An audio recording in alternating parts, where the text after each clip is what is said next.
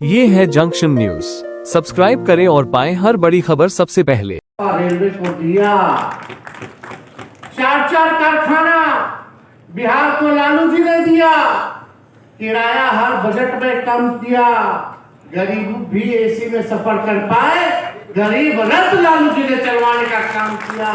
और यही नहीं, रोजगार के मामले में लालू जी ने कूलियों को भी जो है सरकारी नौकरी का दर्जा पूरे देश भर के कूलियों को दिलवाने का काम किया। ये लालू जी ने किया, लालू जी की उपलब्धि है। इन लोगों की क्या उपलब्धि है, जरा गिनाओ,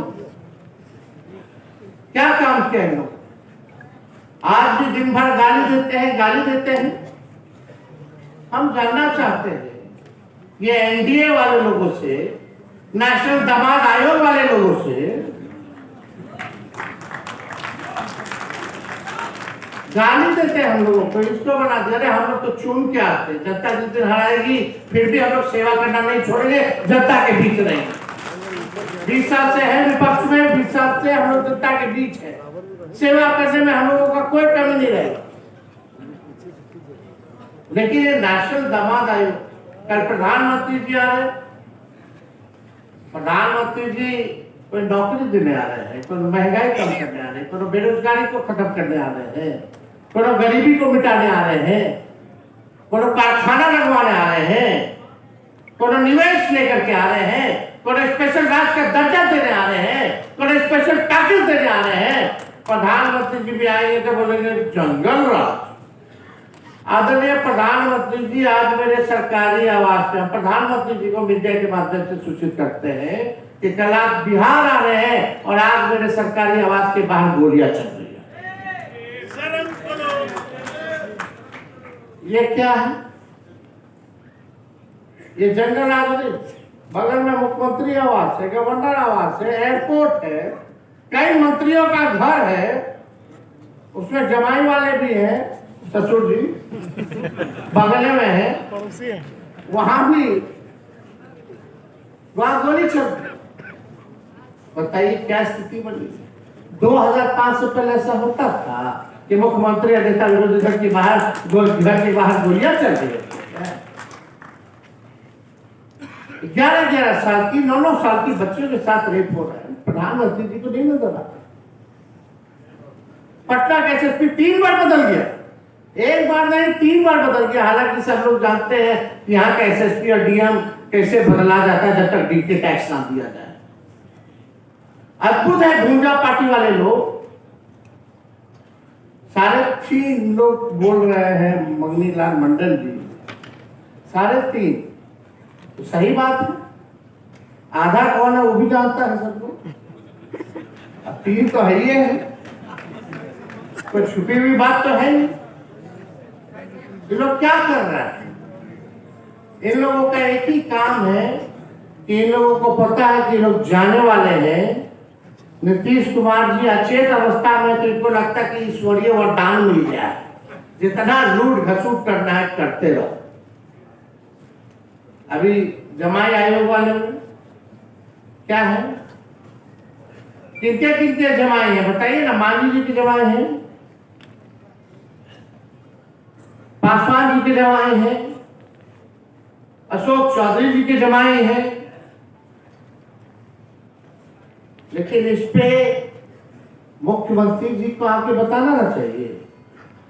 संजय झा जी की दोनों पुत्रियों को सुप्रीम कोर्ट में सरकारी वकील के तौर पर रख लिया गया, एक साथ नोटिफिकेशन हुआ। ऐसा कभी हुआ था 2005 से पहले? अद्भुत है। एक अधिकारी मुख्यमंत्री के सचिव अपनी बीवी के आयोग में जगह दे देते हैं। क्या ये मुख्यमंत्री जी को पता है उनकी अनुमति से हुआ है नहीं हुआ? ये तो हम लोग जानना चाहते हैं ना। कितने लोग परिवारवादी, अब यहाँ मीडिया के लोग हैं, कल प्रधानमंत्री जी आएंगे बोलेंगे जंगल राज, परिवारवाद। प्रधानमंत्री जी जरा इन लोगों का भी नाम सुन लीजिए, जरा दाहिने और बाएं घूम करके देखिएगा। मंच पे अलायंस पार्टनर वाला तो है ही है, मांझी जी है, मांझी जी का बेटा है, मांझी जी की संतान है, मांझी जी की बहू है, एगो दामाद है कि नहीं? रामलाल पासवान जी के बेटे चिराग पासवान जी हैं, उनके जीजा हैं एमपी, एक जीजा आयोग में है, और कई परिवार के लोग, सब लोग जो है राजनीति में बताने की जरूरत है। अब आप सुनिए, सम्राट चौधरी जी शकुनी चौधरी जी के बेटे, अशोक चौधरी, महावीर चौधरी, संभवी चौधरी। आप देखिएगा सम्राट चौधरी जी की मां भी गई है चुनाव, उनका भाई जगदीश कोटा से, विजय चौधरी जी जगदीश चौधरी जी के बेटे, सुनील कुमार चंद्रिका राम जी के बेटे।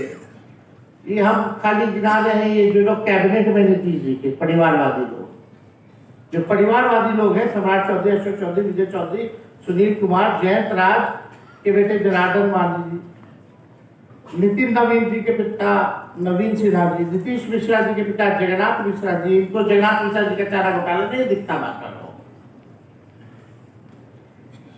संतोष सुमन जी, जीतन राम मांझी जी के पुत्र, नीरज बबलू, कविता सिंह उनकी पत्नी एमएलसी, लेसी सिंह जी, सुमित सिंह जी, महेश्वर हजारी जी इत्यादि। तो 12 लोग खाली कैबिनेट का मंत्री का नाम है जो परिवारवादी है। क्या स्थिति बनी हुई है?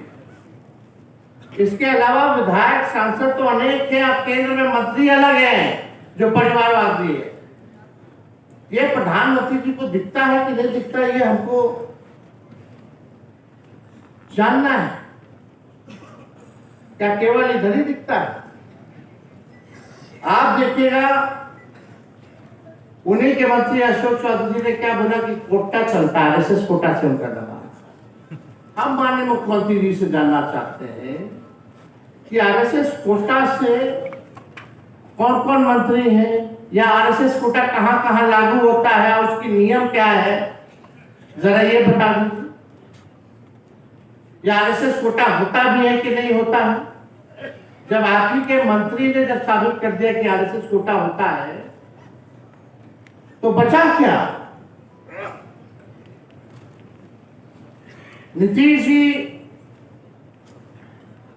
मुख्यमंत्री हैं, उनकी पार्टी शरद जी की बनाई हुई पार्टी है, अब हाईजैक हो रखा है शरद जी की बनाई हुई पार्टी। अब आप देखिएगा, जो अभी वर्किंग प्रेसिडेंट संजय झा जी है, वो अरुण जेटली जी के कोटा से है, समझे? एक और अमित शाह जी ने नाम बताया था, उनको भी राष्ट्रीय उपाध्यक्ष बना दिया था, जो नया पार्टी भी बना कर घूम रहे।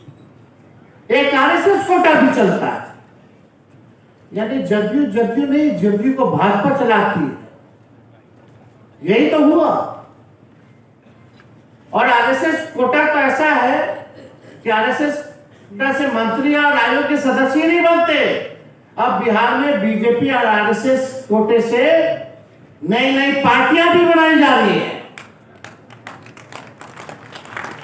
और लोगों में कंफ्यूजन जो है पैदा कराने का कोशिश किया जा रहा है कि लोग जो है, हम लोग बटे टूटे, हमारे लोग टूटे, गुमराह हो।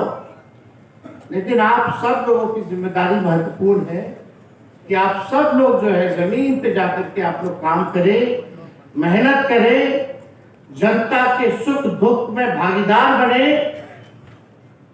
टिकट की चिंता छोड़ दीजिए, राष्ट्रपति जी देखेंगे। आप सब लोगों की पहली प्राथमिकता होनी चाहिए कि पार्टी और महागठबंधन इंडिया अलायंस सरकार कैसे बनाए। ये ध्यान जो है आप लोगों को देने की जरूरत है, और ज्यादा कुछ हम कहेंगे नहीं। लंबे समय से